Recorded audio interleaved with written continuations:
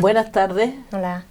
Hola, buenas tardes. Esta tarde nos acompaña doña Salud González Guillén, que es psicóloga especializada en psicología del deporte, 3 años de experiencia en los clubes de pádel, trabajando con niños y niñas jóvenes, y actualmente trabajando en el área de género y juventud en el GDR Valle del Guadalhorce. ¿Qué mujeres has tenido tú a lo largo de tu vida de referentes? Bueno, pues yo creo que los primeros referentes que yo he tenido, pues por ejemplo, mi madre y mi abuela sobre todo son las que más han estado ahí como siendo un ejemplo, ¿no? De mujer fuerte y mujer independiente que toma las riendas de su vida y que decide lo que quiere hacer con su vida y tal. Y por ejemplo mi abuela ha sido en el hogar de jubilados allí en Cártama, que soy de Cártama yo. Cuando ella empezó allí ahí con las mujeres fue una de las primeras que se puso pantalones. Entonces ya todo eso como que influye un poco en ser una mujer fuerte y tomarlas como ejemplo. Y mi madre, pues por ejemplo, ha sido siempre muy independiente, lleva trabajando desde los 19 años y siempre me ha dado como el ejemplo de que hay que ser una mujer independiente y hay que luchar cada una por lo que hace con su vida. Muy bien, Salud. ¿Qué significa para ti ser mujer rural? Pues yo estoy aprendiendo un poco lo que es ser mujer rural porque no lo tenía muy claro. Yo vivo en un pueblo y es verdad que siempre tenemos como lo de que la parte rural es como más peyorativa y estoy como un poco aprendiendo que tenemos que enorgullecernos de que somos mujeres rurales, que somos mujeres que vivimos en pueblos y que tenemos que luchar mucho más que en otras zonas que es mucho más fácil, pues por ejemplo la comunicación, los transportes, que por ejemplo no tiene nada que ver tampoco lo que hay en Cártama, que somos un pueblo muy comunicado, con lo que hay en otros pueblos como por la Sierra de las Nieves y todo esto, que ahí es mucho más complicado también ser mujer. Entonces, se dice que lo rural, cuanto más rural te vas alejando de la ciudad, es más rural y más discriminatorio. Sí, tiene muchas más barreras.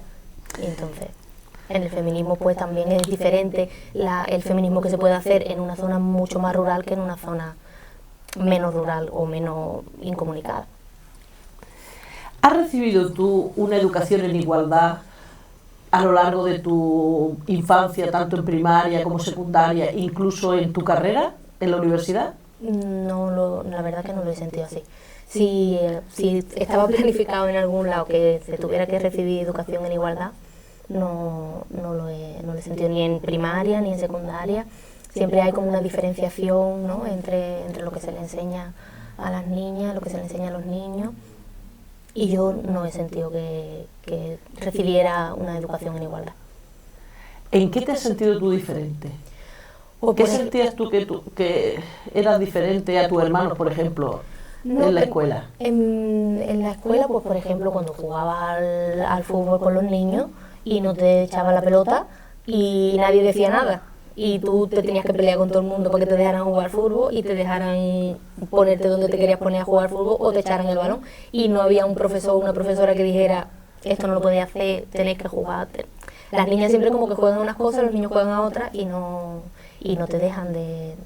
También, por ejemplo, el fútbol me gustaba mucho de chica y jugaba en el colegio y en el instituto peleándome con todo el mundo, porque pues tenías que pelear. Y por ejemplo allí en el pueblo al final las niñas consiguieron hacer un equipo, pero porque estuvieron peleándose todo el mundo para que las niñas pudieran tener un equipo en el club, allí en Cártama. Pues desde el año 1995, en Andalucía, empezamos con el primer plan de igualdad de obligado cumplimiento en los colegios.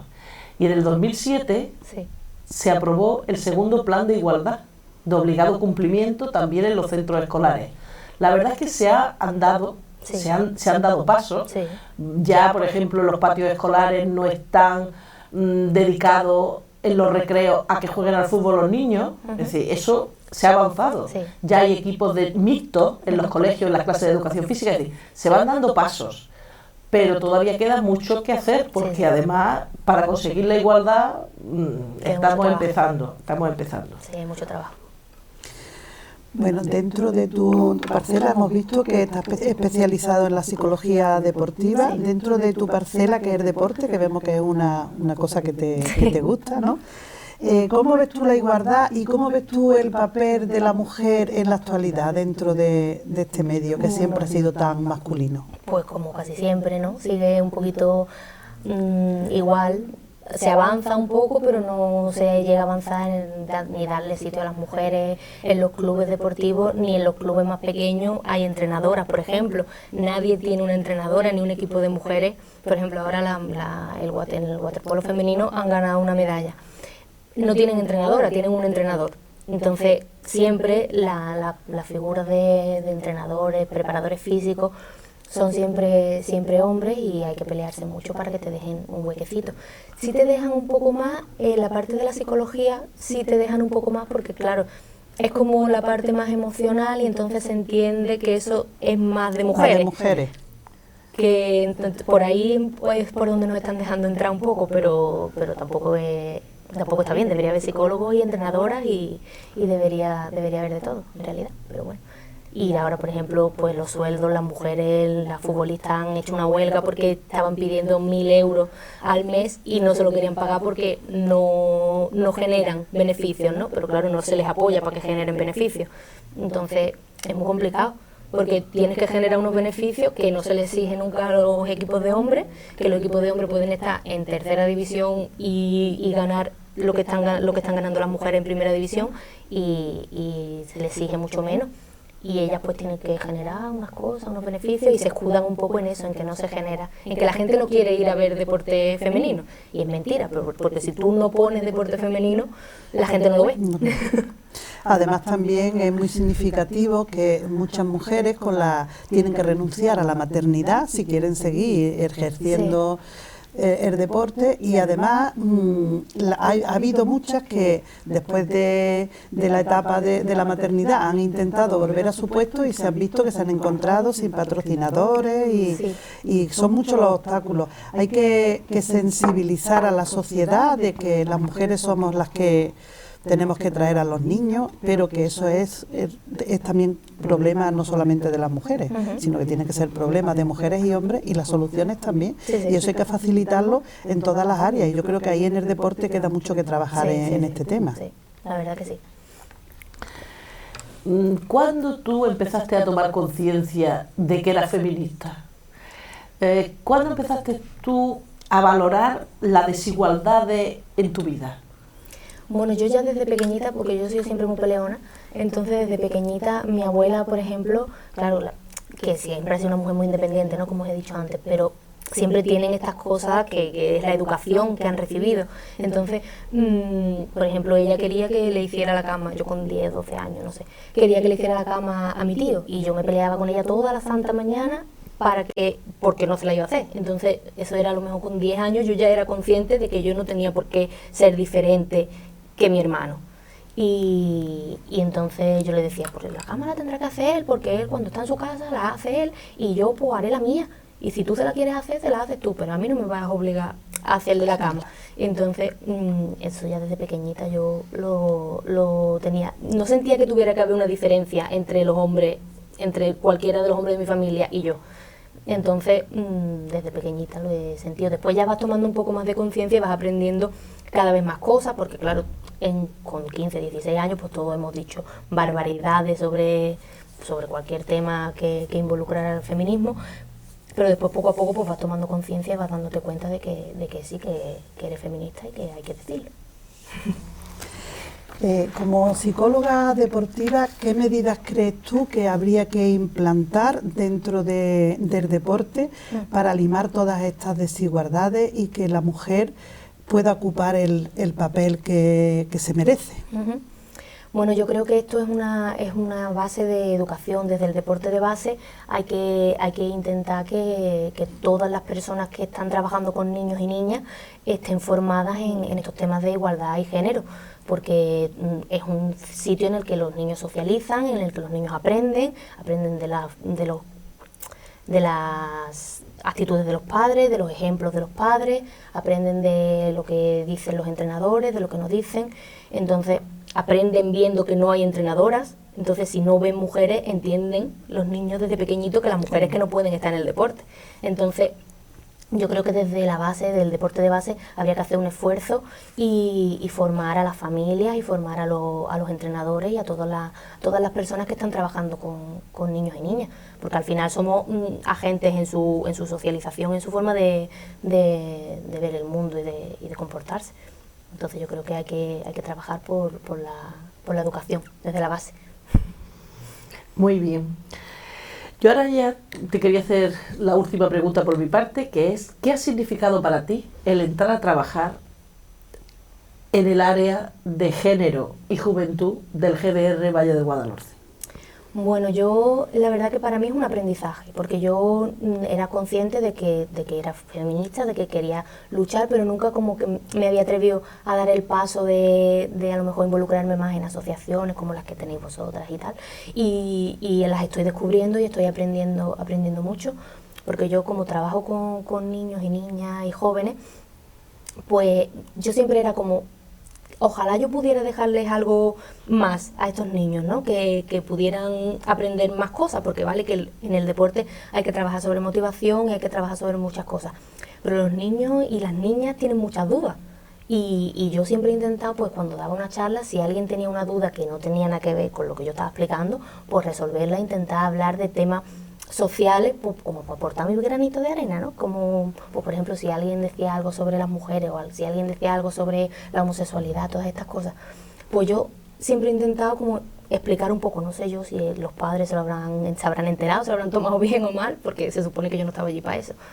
pero yo siempre he intentado eso, aportar mi granito de arena, y ahora pues estoy descubriendo otras maneras de colaborar y de involucrarme en este tema, y estoy la verdad que muy contenta. Me gustó mucho cuando me explicaron qué era lo que tenía que hacer, y la verdad que estoy muy contenta.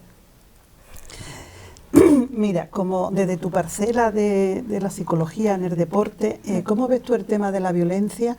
No solamente entre los jugadores y las jugadoras, sino también la violencia que hay a la hora en los campos de fútbol, sobre todo, también con la familia. A ver, ¿cómo crees tú que habría que ir atajando este tipo de acciones? Yo creo que el problema es igualmente lo que hemos estado hablando de la educación desde la base, que a los niños se les enseñan unas cosas como no se les enseña a gestionar las emociones, y a las niñas sí se les enseña que pueden llorar, que pueden hacer todo, y los niños se les enseña que se tienen que enfadar y tienen que pegar golpes.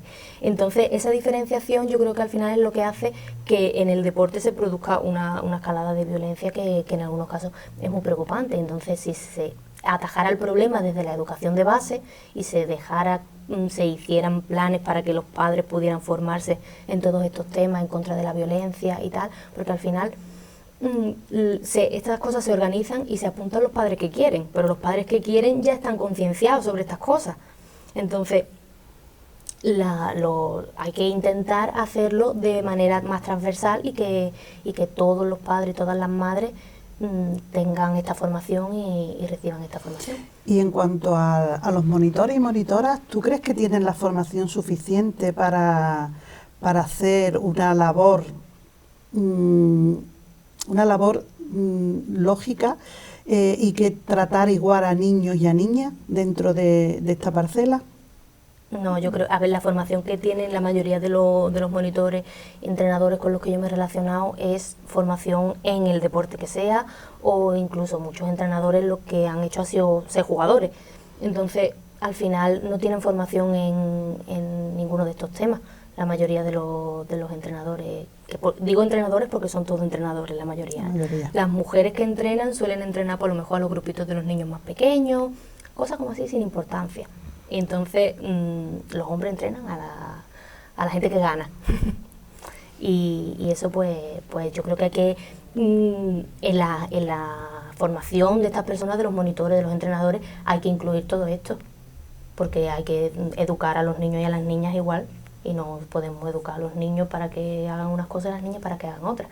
Y es que el deporte es una parte de la socialización de los niños muy importante.